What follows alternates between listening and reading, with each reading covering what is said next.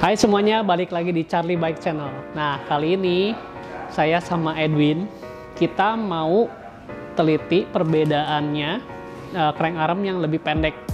Jadi di sepeda saya ini ada 170 mm, sepeda saya satu lagi 165, dan ini ada 160 mm rule Tegra.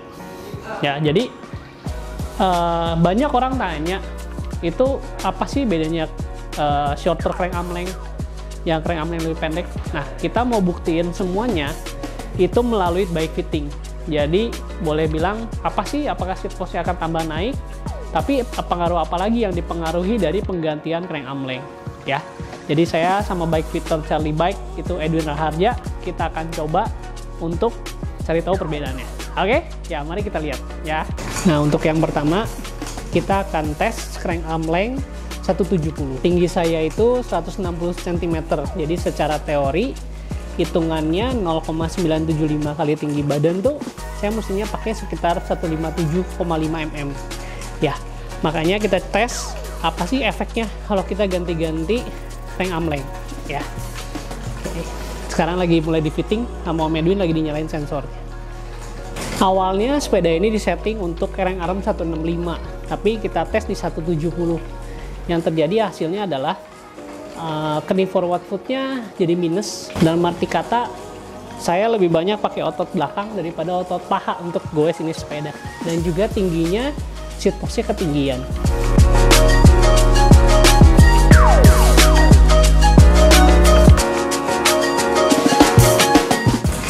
Nah, dari hasil ini kelihatan nih, saya pakai 170 itu, stemnya itu harus kita lebih panjang karena hip shoulder wrist-nya sangat pendek. Jadi sudut antara siku tangan ini terlalu pendek, terlalu dekat. Yang terjadi adalah beban itu di pundak. Kakinya bagus, untung kini extensionnya ya di luar parameter sedikit, tapi masih oke. Jadi kalau 170 crank arm length, saya perlu stem yang lebih panjang daripada yang terpasang, yaitu 8 cm. Ya, sekarang ini kita pakai sepeda Borneo Trek dengan custom bike.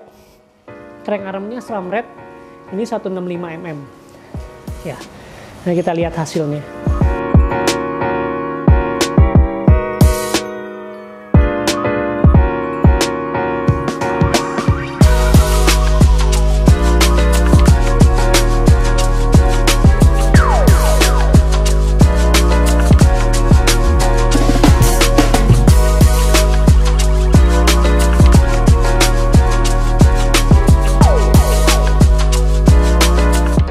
Ini kita balik lagi ke chapter to Koko, namun crank armnya saya udah ganti 160.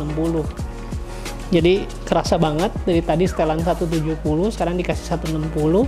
Seat post-nya tuh jadi kerasa pendek. Tapi nanti kita buktiin juga di acara di bike fitting ya.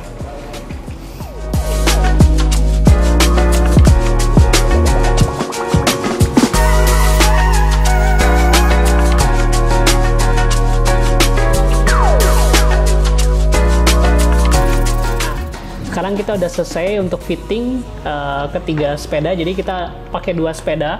Yang pertama itu adalah chapter to Koko dengan arm 170, dan yang kedua itu adalah Borneo Trek, itu custom dengan arm 165 SRAM Red, dan yang terakhir itu adalah chapter to Koko tapi dengan crank arm 160 ya. Nah, dari hasil datanya ya, di crank arm 170 itu BB to saddle height itu adalah 621 mm, dan kita lihat tadi sebetulnya masih ketinggian, minta diturunin lebih rendah, cuman karena harus potong seat post dan memang saya tidak ada niat untuk pakai 170, jadi kita abaikan. Namun sebetulnya dia minta lebih turun dari 621 mm untuk ya. Bagian ini extensionnya ya. Dan yang kedua adalah Borneo Trek dengan crank armnya 165. Itu juga tadi kita tes crank BB to saddle high-nya adalah 633 mm ya. Dan itu pun sebetulnya kita lihat extensionnya di atas 141 ya. Masih merah ya. Minta lebih turun juga. Masih merah. Cuman karena sepeda custom jadi mesti potong seat post dan perlu waktu. Jadi sebetulnya kita abaikan, ya. Dan untuk crank arm 160 itu tinggi seat postnya adalah 630. Jadi lebih rendah dibanding 165. Tapi knee extensionnya itu jauh masih dalam parameter, ya sekitar 140, 141, gitu loh. Jadi 160 dan 165 itu tidak terlalu banyak perbedaan, ya.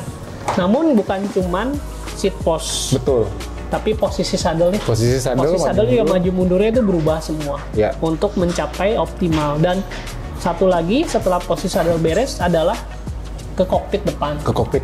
Bagian handlebar. Betul. Jadi kesimpulan yang saya dapat adalah crank arm lebih tinggi, lebih panjang, itu seat post akan lebih turun. Itu memang lebih gampang. Tapi efeknya adalah itu ke posisi saddle berubah, maju mundurnya, dan posisi lutut juga berubah, posisi kokpit juga berubah.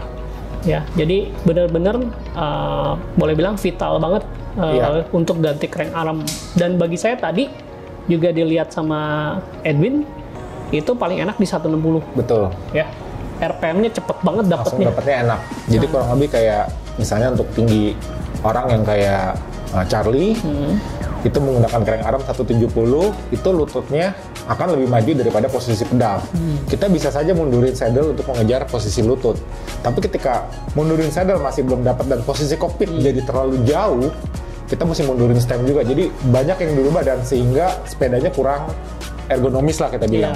Tapi dengan ganti crank arm ke 160, maka dengan posisi saddle yang sama, kita asumsikan tadi posisi saddle-nya sama, maka kokpit juga dengan panjang stem yang sama, hampir sama, dan posisi sepeda secara ergonomis tampilannya juga lebih cakep. Kurang lebih kayak gitulah poinnya. Jadi menurut saya nih posisi crank arm length tuh krusial banget, benar-benar penting itu buat dapat optimal cadence-nya. Jadi bersepeda, pedalingnya optimal. Itu benar-benar penting banget kalau saya lihat. Dan juga yang mungkin bisa saya garis bawahin tuh, lihat dari pengalaman kita berdua menanganin customer yang bike fitting, ini bisa menjadi salah satu opsi kalau sepedanya itu kebesaran dan kekecilan. Belum tentu dikasih ini tiba-tiba problem solve, bukan. Tapi ada beberapa kasus itu sepedanya yang kekecilan, kita kasih crank arm lebih panjang, itu menyelesaikan masalah. Itu selain ganti saddle dan lain-lain, salah satu cara yang terakhir adalah salah satu cara adalah mengganti crank arm length yang lebih panjang. Betul ya? Betul. Terus tadi juga Pak Edwin ketemu kalau saya itu sebetulnya mesti pakai spacer di pedal. Karena kakinya selalu miring ya, gara-gara gendut. Jadi kakinya tuh miring dari belakang tuh. Kalau 3D itu dilihat tuh gerakan kaki saya tuh miring ke belakang, betul. Miring ke samping, betul. Miring ke samping. Jadi kalau di Shimano ada yang namanya pedalnya plus 4 mm. Nah itu sangat membantu. Cuman kebetulan kali ini saya pakainya Keo, jadi mungkin mesti beli adaptor yang buat panjangin pedalnya. Panjangin pedal dari crank. Betul. Jadi ada beberapa kasus yang orang kalau pedalin yang katanya lututnya keluar, itu sebetulnya bukan masalah karena fittingan tertentu dan hal yang lain sebagainya, tapi bisa jadi karena memang posisi geometri badan tubuhnya, kakinya cenderung memang lebih keluar. Nah untuk solusinya ya disamakan dengan posisi pedal yang dikeluarkan juga sehingga dapat simetrisnya. Kayak gitu. Jadi menarik banget pertemuan kita hari ini. Cuman yang paling efek itu berasa itu adalah ketika goes itu tadi yang saya kebetulan 160 itu gila enak banget. Jadi effortless, bener-bener saya puterin aja, tapi ternyata bisa puterin kombinasinya lumayan cukup berat. Nih sambil lihat videonya, dilihat putaran kakinya enteng banget gitu. Mungkin ini bisa jadi masukan buat teman-teman yang mau pilih group set, yang mau pilih crank arm length gitu. Ya kalau misalnya lebih pasti, nggak mau raba-raba, mau nggak mau harus bike fitting. Betul. Ya, dan paling gampang tuh pakai rotor ya. Kita bisa simulasi di bike fitting kita arm panjangnya berapa. Oke? Ya, kalau ada pertanyaan bisa tanya ke saya, ke Charlie Bike, atau ke Edwin.raharja di Instagram untuk DM langsung untuk nanya-nanya mengenai fittingan atau technical dari bike fittingnya sendiri, dari komponen pengaruh komponen dan sebagainya. Ya. Untuk kali ini mungkin segini aja YouTube kita. Thank you semua. Thank you semua untuk nyaksin. Ya, sampai ketemu lagi di Charlie Bike Channel. Bye.